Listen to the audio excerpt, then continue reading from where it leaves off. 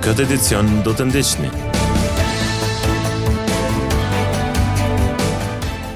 Kryeministri i Kosovës Albin Kurti thot se strukturat paralele në veri janë bërë më agresive pas pushtimit rus në Ukrainë.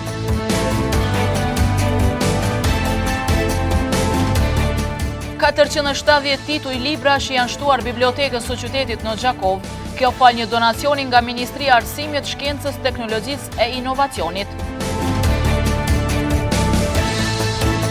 Në grupin I ku do ballafaqohet me Zvicrën, Izraelin, Rumaninë, Bielorusinë dhe Andorrën. Mirëmbrëma, po fillojmë edicionin e lajmeve qendrore këtu në televizionin Syri. Kryeministri i Kosovës Albin Kurti deklaroi se strukturat paralele në veri janë bërë më agresive pas pushtimit rus në Ukrainë. Ai tha se këto struktura të paguara nga Beogradi janë shkaku i problemeve të popullsisë serbe në veri. Megjithatë, në lidhje me dialogun, Kurti u shpreh optimist, pasi tha se ky proces ka hyrë në fazë të re, njëjtë siç u shpreh optimist edhe për liberalizimin e vizave. Kryeministri i Kosovës Albin Kurti deklaroi se strukturat paralele në veri janë bërë më agresive pas pushtimit rus në Ukrainë. Ai tha se këto struktura të paguara nga Beogradi janë shkaku i problemeve të popullsisë serbe në veri. Këto deklarata Kurti bëri në seminarin e 102 të Rosrothit të Asamblesë Parlamentare të NATO-s me temën integrimi euroatlantik i Ballkanit Perëndimor, sfidat e zgjatura, realitetet e reja dhe perspektivat e ardhshme. Në këtë seminar kryeministri i Kosovës shprehu se duan të ndërtojnë një ushtri të ODE-n por NATO-n, ndërsa ftoi të gjithë vendet anëtare për të ndihmuar Kosovën në këtë drejtim. NATO-ja duhet na ndihmojë që të bëhemi pjesë e programit të partneritetit për paqe. Në NATO, neve duam të rrisim dhe shtojmë kapacitetet dhe aftësitë tona. Por do të thoja më me dëshirë aftësitë dhe kapacitetet tona që nënkuptojnë pajisjet të reja ushtarake e gjithashtu trajnimet të reja për forcën tonë të sigurisë. Duke u ndalur tek liberalizimi i vizave, Kurti u shpreh se skepticizmi i disa vendeve tashmë nuk ka bazë pas punës, që është bërë në luftimin e korrupsionit dhe sundimit të ligjit.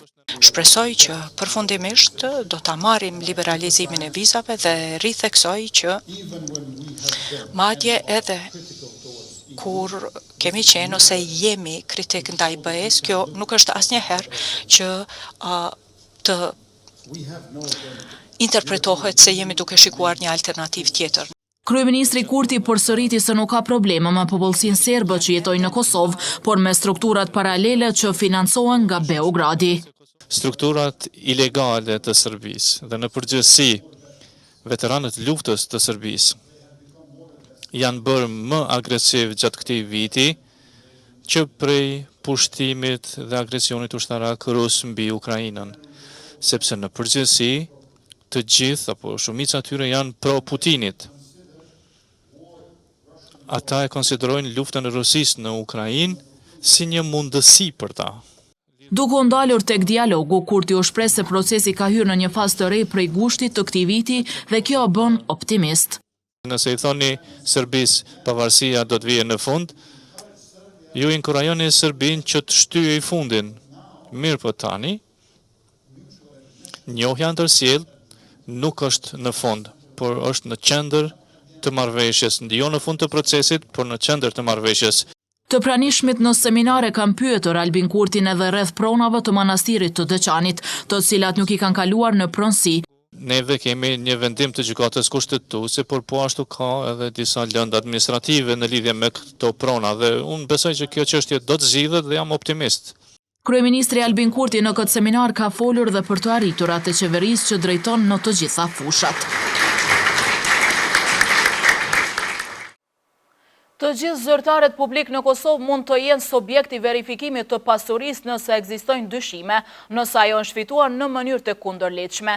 E gjithë kjo mund të fillojë të bëhet nëse themelohet byroja shtetërore për verifikimin dhe konfiskimin e pasurisë së pajustifikueshme. Këtë ka konfirmuar për televizionin Syri zëvendësministri i drejtësisë Blerim Sallahu. Të gjithë zyrtarët publik në Kosovë mund të jenë subjekti i verifikimit të pasurisë nëse ekzistojnë dyshime se ajo është fituar në mënyrë të kundërligjshme. E gjithë kjo mund të fillojë të bëhet nëse themelohet byroja shtetërore për verifikimin dhe konfiskimin e pasurisë së pajustifikueshme. E kjo akoma nuk ka ndodhur pasi që projekt ligji me kërkesë të opozitarëve është dërguar në Komisionin e Venecias, ku dhe ka marrë disa vërejtje, të cilat sipas zëvendës ministrit të drejtësisë Blerim Sallahu janë rregulluar dhe projekt ligji pritet të dërgohet edhe një herë këtij komisioni. Në koordinim pak edhe me Kuvendin e Republikës Kosovës, do ta dërgojmë sërish në Komision të Venecias për të identifikuar se këto amandamente që kemi vendosur tash a janë përputhje me standardet ndërkombëtare.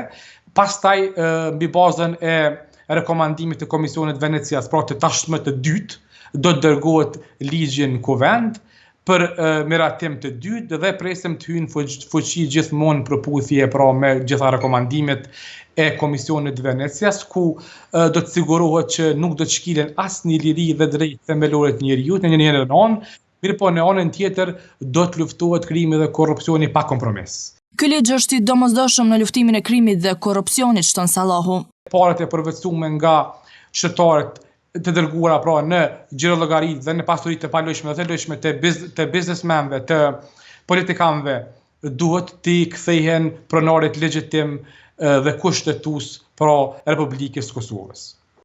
Me anë të këtij ligji, përveç zyrtarëve publik, verifikimi dhe konfiskimi pasurisë së pajustifikueshme do të bëhet edhe për anëtarët e familjes së tyre dhe palëve të treta që nënkupton personat të cilët dyshohet se është bartur pasuria e zyrtarëve publik.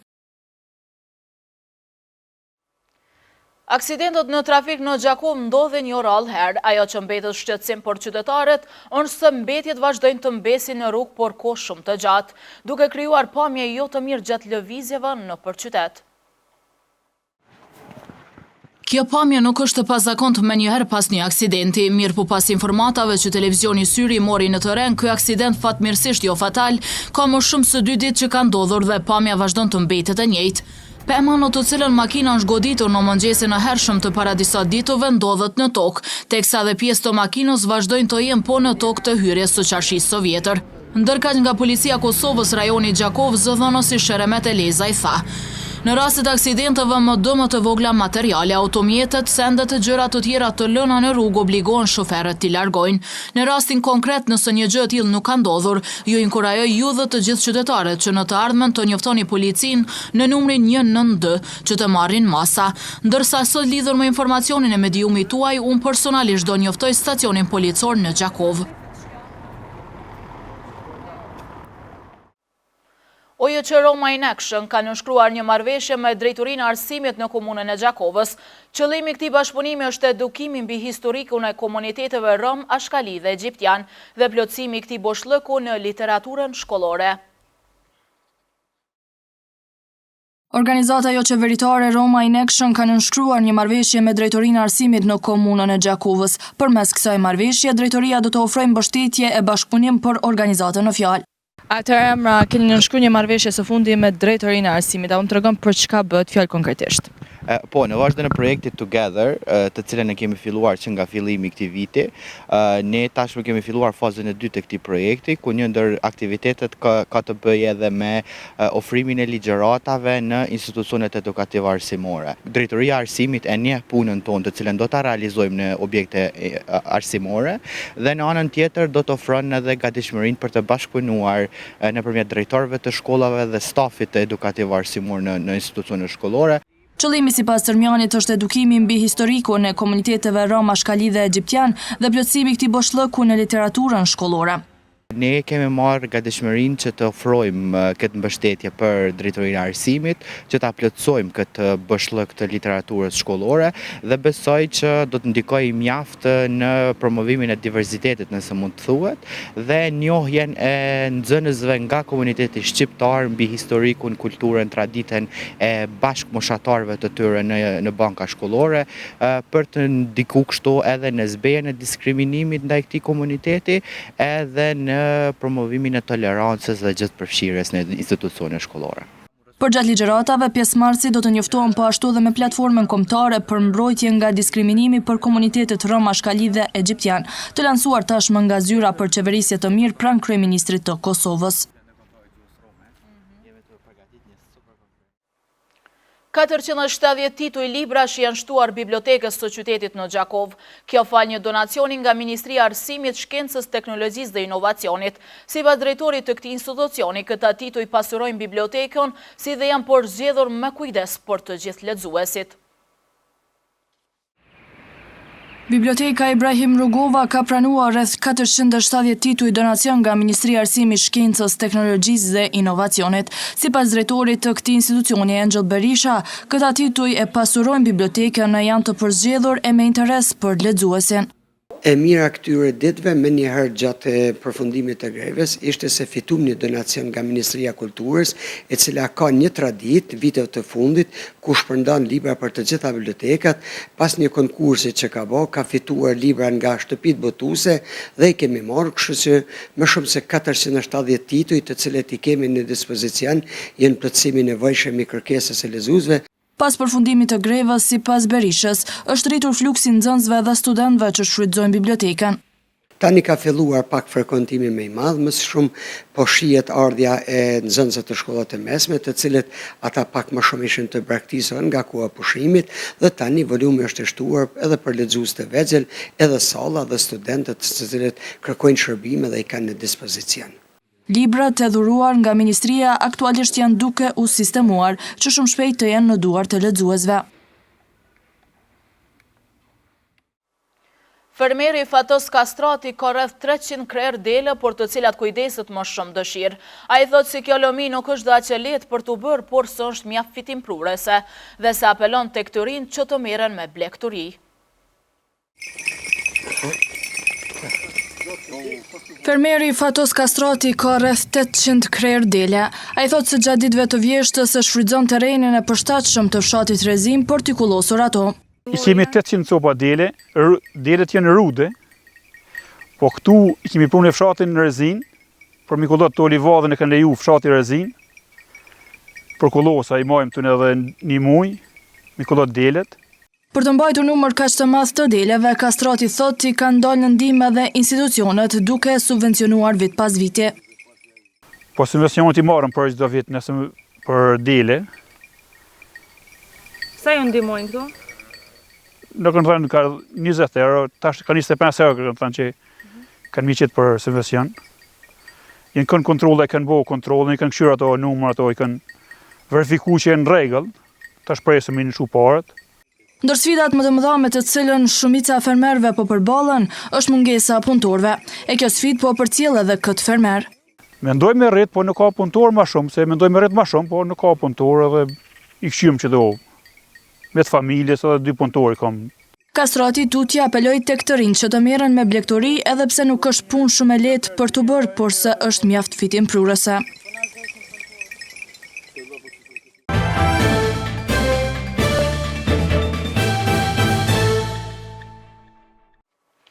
Migrantët shqiptar më qëndrim të parregullt në vendet e Bashkimit Evropian rënë ditën të 7 në listën e 10 vendeve me prurjet më të mëdha migratore sipas të dhënave të publikuara nga raporti më i fundit i Organizatës Evropiane të ruajtjes së kufinjve Frontex. Si rezultati i kësaj edhe numri të kthyer me forcën shumë i lartë.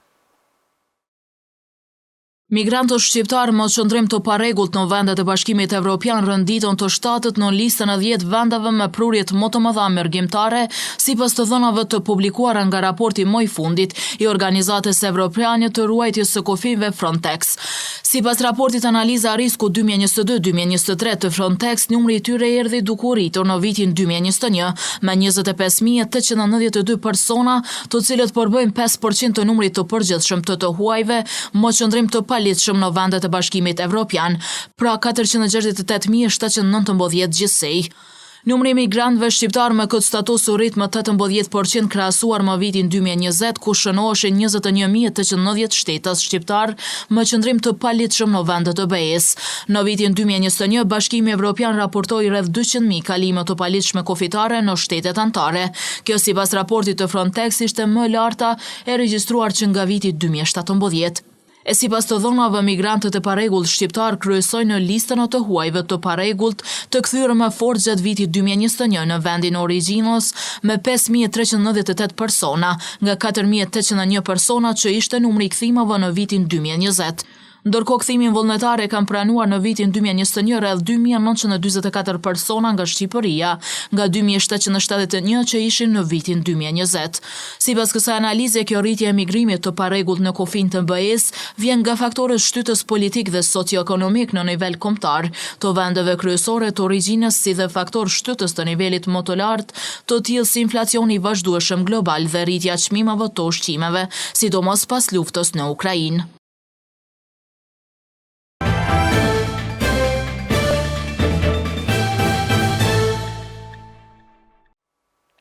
Përballë kërcënimit ushtarak të Ukrainës në vitet në vijim, NATO shpreson të krijojë më shumë pika ndërhyrje të vijës së parë.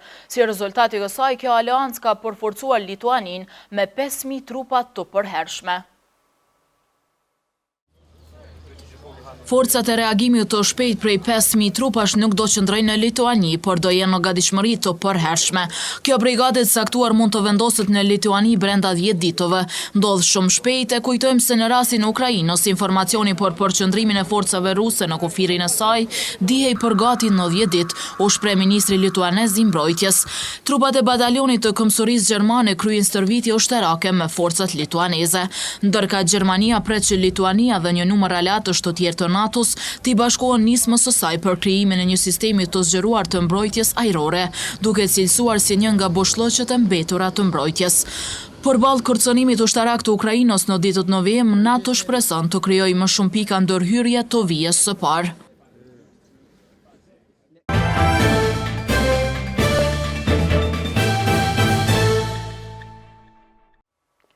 Kosova ka mësuar kundërshtarët me të cilën do ballafaqohet në kualifikimet për kampionatin evropian që do zhvillohet në vitin 2024. Kosova është shërtuar në grupin I, ku do ballafaqohet me Zvicrën, Izraelin, Rumaninë, Bielorusin dhe Andorën.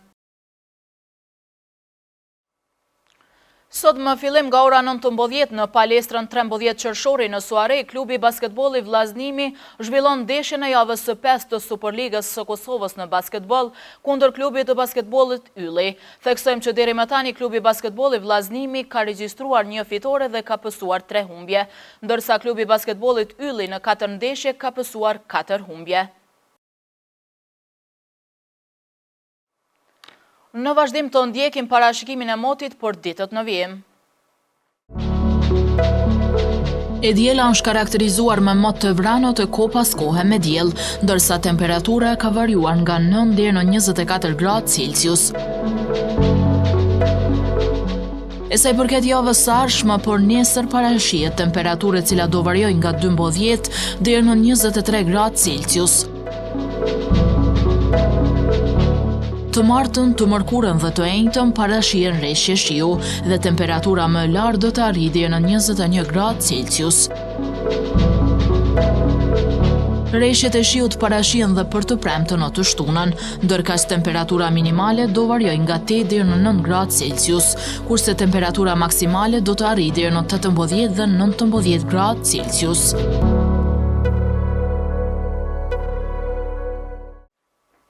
Para se të ndahemi të ndjekim edhe njerë kryetitujt e këtij edicioni.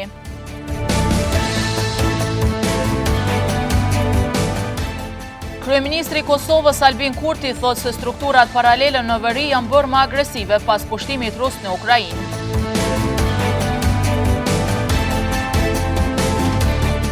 Ka 470 tituj librash janë shtuar bibliotekës së qytetit në Gjakov. Kjo fal një donacioni nga Ministria e Arsimit, Shkencës, Teknologjisë e Inovacionit. Në grupin I, ku do ballafaqohet me Zvicrën, Izraelin, Rumaninë, Bielorusin dhe Andorën. Këtu merr fund ky edicion, ndërkohë ju vazhdoni të na ndisni në televizionin Syri dhe rrjetet tona sociale. Natën e mirë.